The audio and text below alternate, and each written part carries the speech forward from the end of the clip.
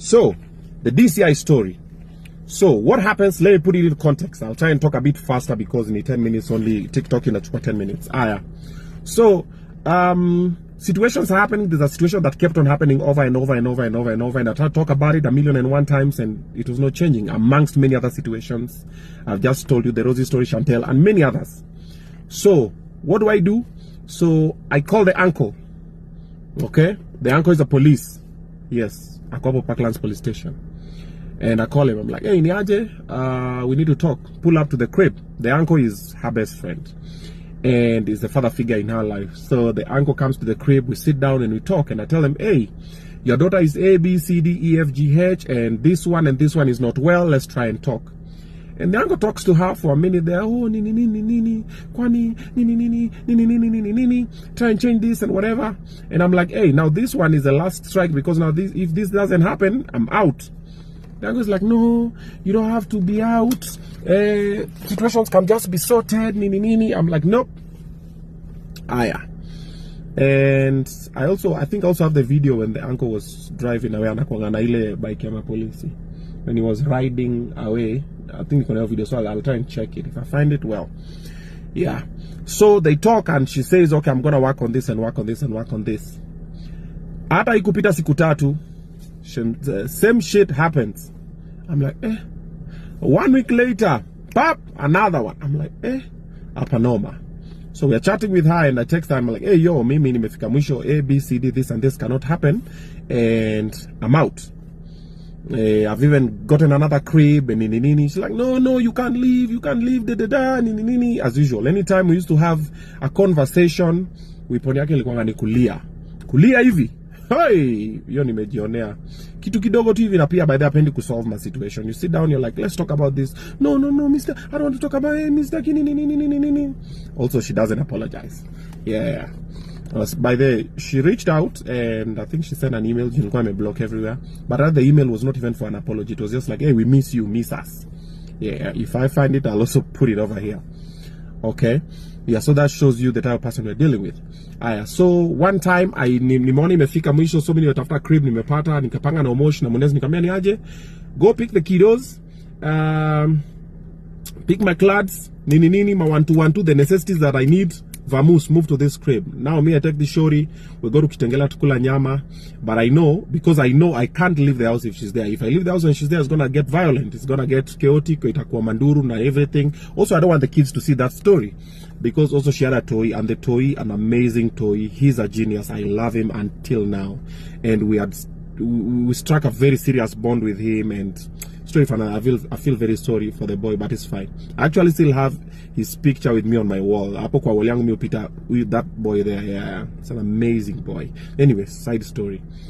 So I also didn't want the boy to see. So what happens? The boy's still in school. My kiddos are in school. I think 2 of them were in the house. I think it was Rosie, Big Boss, and Brianna. Ada and Lola, I think, had gone to their mother's place or something. So we go to Kitengela. We kula nyama nini. So coming back on the expressway, so we just start talking as usual. I'm like, hey, we need to talk about this. As usual, no, we can't talk about this. So it was argument from Mlolongo all the way to Westlands. I'm like, no, we've had this conversation time and time again. This and this and this is not changing. This and this is not changing. Jama mekata. We came all the way. So we get to Shell, opposite Safaricom. Kameme, I'm going for a meeting. I'll see you later. She chomokas the car, gets a cab home. Me, I move to the new Kribo. So I'm waiting for madam to call me, or the uncle is like, hey, nani amefika kwa keja, amepata umetoka rada. That didn't happen. She didn't call, she didn't text, she didn't do nothing. The following day, we've gone to give Badman the shamba. Tumeenda huko, me, my manager Roba, I think with the Mosh Munez, the team huko, tumeenda huko Konza nini. So, naangalia hivi simu, I think it was kitu 4 something. Naona, we used to have a joint account. Naona imecleaniwa. I'm like, So I text her, what's up? I'm like, hey, Rada, I've seen you've cleared the bank account plan, and then also hizo ma seats that tulikuwa tumechukua hizo ni zile viti za, so there's this facility that hawa sasa wanachukuanga when you buy something same as cars nini, you take it on hire purchase, so you pay some amount then lipa pole pole. Nikamwambia also those seats that nimekuacha nazo hapo kwa crib, I bought them here, and I normally pay, so also you need to be making those payments. She didn't respond. I'm like, okay, cool. I keep quiet because I think those seats that are taken were quite expensive. They were over 400 and something G's. Yeah. Anyway, side story. She didn't respond. So me ashaki na roba, I'm like, I'm like, hey, niaje, hey, money has been withdrawn from the joint account, nini, whatever. She didn't respond. The following morning, so me I've gotten home, I'm like, we'll sort this badai, haikuwa pesa mingi, pesa kidogo, let's do what, we'll sort it badai. Maybe she's angry, she's lashing out. I keep quiet. The following morning, na mushona auntie, because normally when I get to sleep, I always put my phone on silent. If I don't, I will not be able to sleep. My calls, nini, my text, notifications, so I knock, niaje, and I knock, kafungua. Omosh anasema mpigie. I'm like, Omosh, that's strange. So I call Omosh, niaje. Omosh anambia, tumeshikwa. I'm like, meshikwa? What do you mean meshikwa? Ati tumekujiwa, kwa nyumba wanasema tumeiba mali. I'm like, huh? What do you mean? Tumeiba. I'm like, mko wapi? Ati sijui tunaenda wapi, but nimesikia naenda Gigiri police station. I'm like, okay, cool. So drop me a pin, live location. I'm dressing up, I'm following you guys right now. Kasema sawa. So mimi nani nimeshawa teke nikapiga my manager Roba, nikamwambia Roba ni aje hii situation, unaona ile story niliwaambia jana imefanyika hivi na hivi, I suspect is that one. Tuingie huko hivyo tuone nini nafanyika, because now we know we are innocent and all that. Cool. Tumeenda nimechukua Roba pap. We are cruising teke.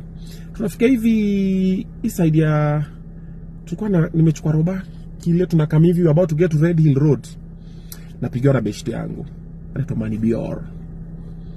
In the morning, he's never called me in the morning. He only pick afternoon. Uko wapi? Tuende pit stop nini? He has a very nice club by the on Langata Road. It's called Pit Stop. You should pass by. Kuku iko hapo. Amazing. So Roba is like, uko wapi G? Niko like, naenda hivi meeting fulani nini? Akanambia kuja kwangu. Kama swache hivi niende meeting, akanambia no, kuja kwangu saizi. I think that was God that was working. I didn't know because ajai nipigie in the morning. So I tell Roba, tukimbie vitu angalie Mani Biora anasemaje, and then ndio tukimbie Gigiri. So I pull up in his place, I find a couple of people, just good vibes. Oh, mimi nimeona tu leo nimeamka tu nikifikiria nikupigie nini. I'm like, okay. Ulikuwa naenda wapi? Nikamwambia nilikuwa naenda hivi nimepigiwa. So I just tell him, my boy, nimeenda Gigiri, nimesikia. Gigiri, let me send my lawyer. Atuma lawyer wake huko. Lawyer kufika napata sasa tumepangiwa. Sasa sisi ni wezi. So Omosh and Munez are unknown people to her. And they went and they robbed the house. They vandalized the place. They beat up the house managers. By the way, tutoka na house manager moja tukacha moja because of the toy. Na hata nilituma Omosh kwa shule kwenda kuchukua mtoi, am drop home. Nini because kwa nataka jua what is happening during that time. Okay. Aya. So wamepiga house manager, wamerob hao, wamevandalize nini, wameiba 2.5 million. That was the initial story. So DCI wameningoja. So mimi nilikuwa nikifika tu hivi DCI, so akina Omosh walishikwa, ndio nikifika hivi DCI nitupwe ndani. So lawyer anaambiwa hiyo story akiwa huko. Na akina Omosh yao washaka kwa cell. Rada nini wanako kwa cell kwa nini? No. That was our joint home. I have da. Oh no nini. So DCI huko wanasema ambieni Obinna akuja hapa kwa police station ama tumkujie. Manibera kanambia usiende bro, huko umepangiwa, tushapanga, acha lawyers will sort. Let's first get the cash bail for kina Omosh nini and everything. Aya. Ikaanza hiyo story sasa, cash bail. How much nini. Ilikuwa asubuhi, remember? Akina Omosh walikuwa wanaachwa jioni, I think to 4-5 something. Hawataki waache, wamesema wazi wachiliwa, whatever. It's just situation after situation. We paid a lot of money. Actually Mani Beyond alilipa. Okay? And then when it's a public interest story, a lot of people are involved. So kulikuwa na tu watu hapo, tu maofisas, tu nini, tu mawakili, everything nini. So kina Omosh wakatolewa hiyo 4 PM. So wakakam, wakanipata hapo kwa Mani Bior. Wait for part 2 of this story.